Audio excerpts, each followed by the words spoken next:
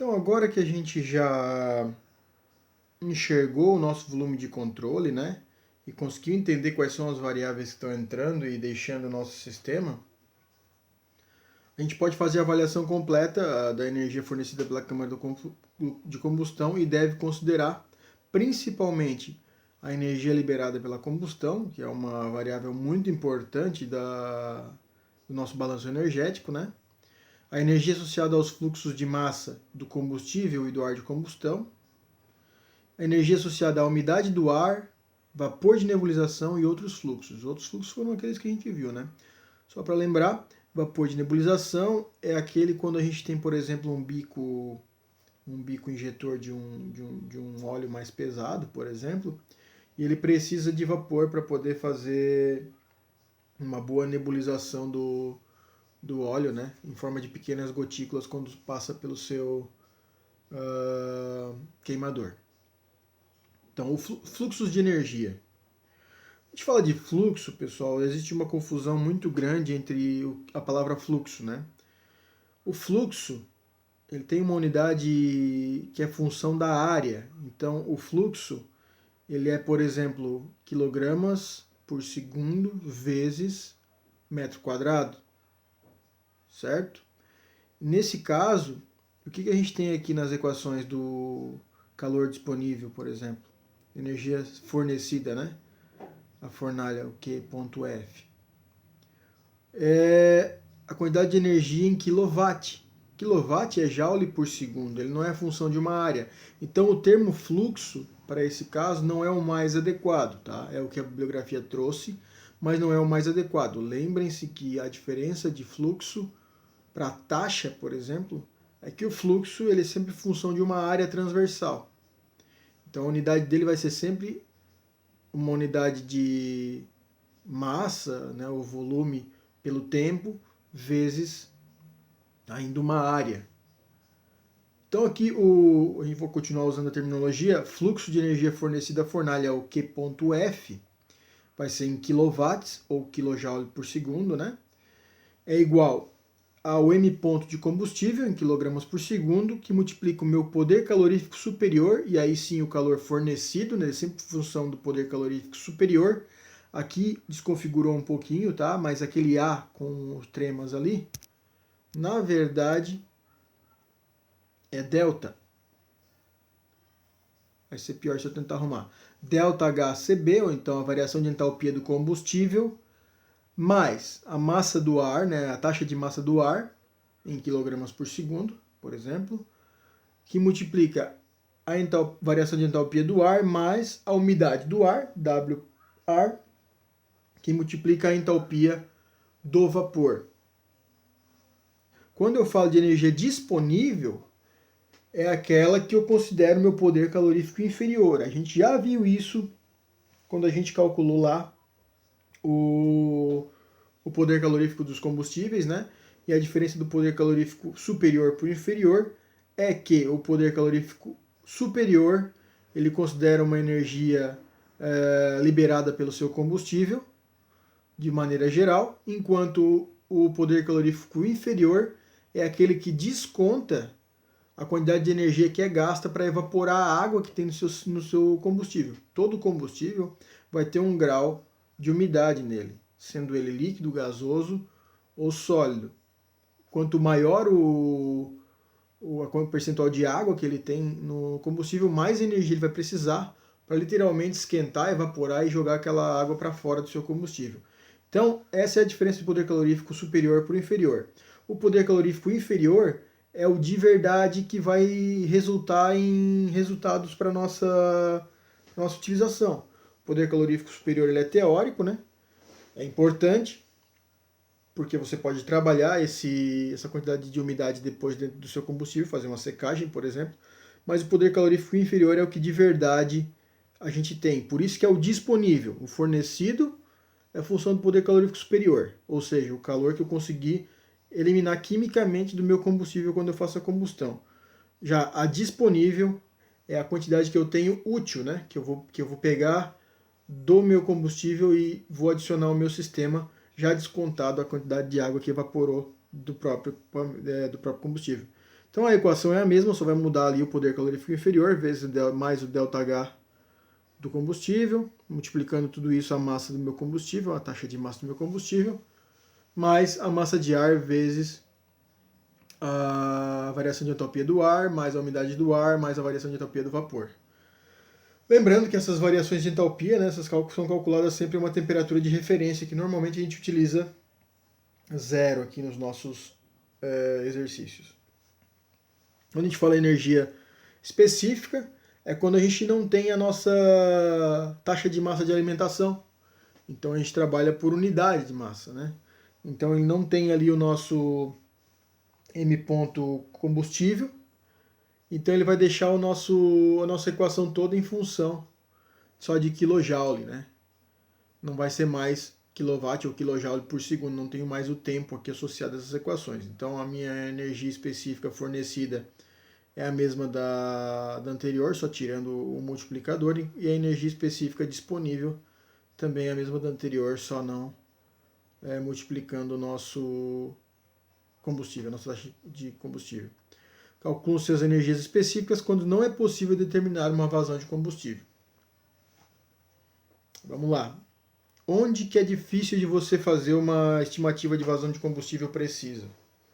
Quando você tem, por exemplo, uma alimentação tipo batelada ou semi-batelada.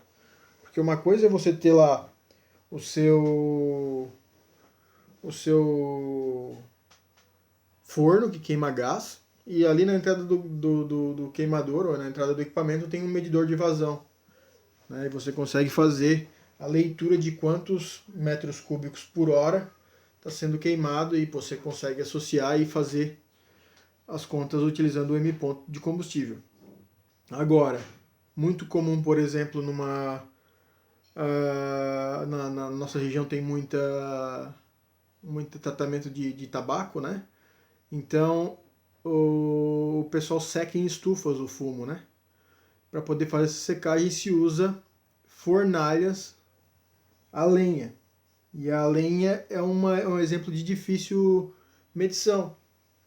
Você pode dizer que você tem, mas eu consumo tantos metros cúbicos por dia ou por mês, mais ou menos tantas horas de operação. Claro que você vai ter uma estimativa, mas lembrando que quando você carrega uma grelha com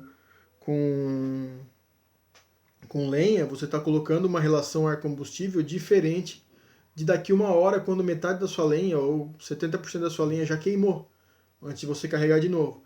Então você tem uma queima variável, não é uma queima estacionária que a gente chama, né? Ele não está em regime permanente, ele está sempre no transiente, seja para a combustão ser mais rica ou ser mais pobre. Quando você tem uma queima com óleo, com injetor de óleo, ou gás, ou mesmo carvão em alimentadores contínuos, você vai ter um M ponto associado.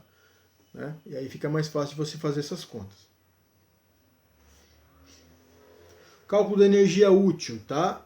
A energia útil, então, ainda é aquela parcela de energia que realmente é absorvida pela água no interior da caldeira.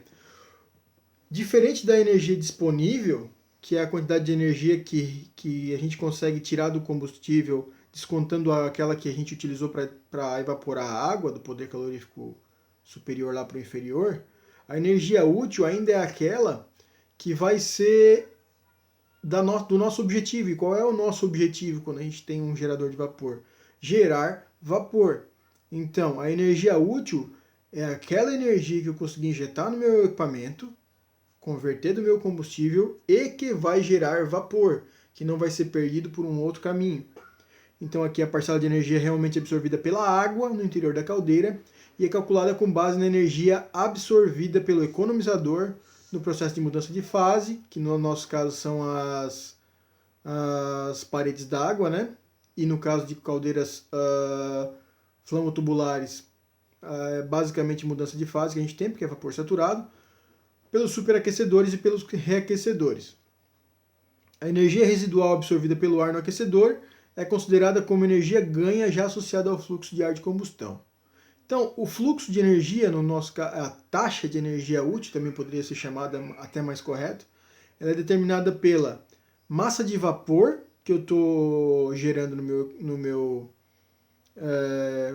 equipamento, multiplicando a diferença das entalpias de entrada e da entalpia de saída.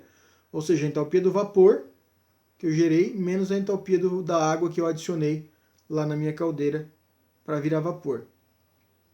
Então esse é literalmente a quantidade de energia que realmente importa quando eu estou fazendo, quando o meu objetivo é gerar vapor no equipamento.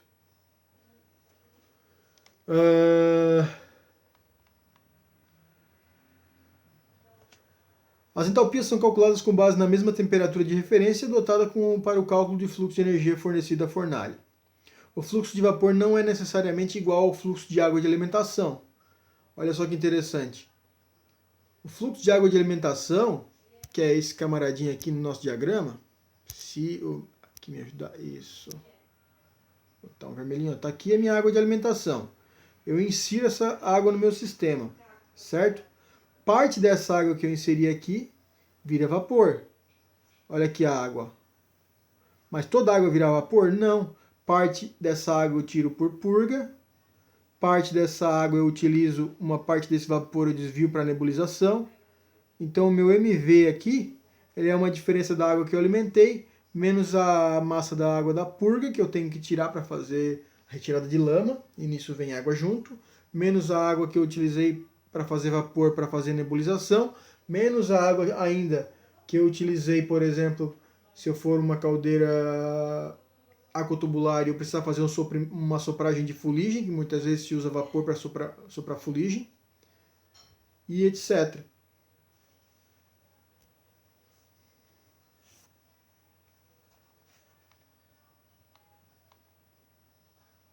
Tá.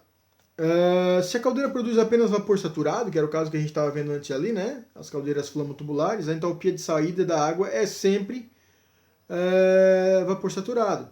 Então a gente tem que utilizar essas equações que a gente já conhece lá da termodinâmica para encontrar qual é o valor da entalpia aqui do vapor, né? Que é função do nosso título também. Poucas instalações operam em regime permanente. E agora é importante porque a gente vai cair na parte mais fundamental desse capítulo, que é o balanço energético. Poucas instalações operam em regime permanente e, portanto, o fluxo de vapor, pressão de trabalho e título variam constantemente, sendo difícil determinar o fluxo de vapor. Então, voltando aqui na nossa equaçãozinha, que parecia ser muito boa,